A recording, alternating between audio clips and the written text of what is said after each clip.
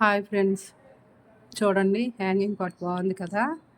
ఈ హ్యాంగింగ్ పాట్లో పైగా నేను గ్రీన్కి ఎల్లో డబ్బా పెట్టాను కదా, ఇంకా లుక్ వస్తుంది దానివల్ల. చూడండి ఈ హ్యాంగింగ్ పాట్లో ఈ మొక్క షేడెడ్లో ఉంటుంది, చక్కగా బతుకుతుంది. ఒకే లీఫ్లో 3 కలర్స్, చాలా బాగుంది కదా. ఇది కొంచెం ముక్కలు కట్ చేసుకొని ఇక్కడ వరకు చిన్న చిన్నవి ఇక్కడ జాయింట్లు ఉన్నాయి కదా, మనీ ప్లాంట్ లాగా అలా గ్రోత్ అవుతుంది. ఇది చక్కగా ఉంటుంది. వాటర్ కూడా ఎక్కువ కావాలి. ఇది ఫుల్ ఎండలో తట్టుకోలేదు. షేడెడ్లో కానీ లేకపోతే ఇట్లా బాల్కనీలో కానీ వాటర్ ఎక్కువ కావాలి. బాగుంటుంది.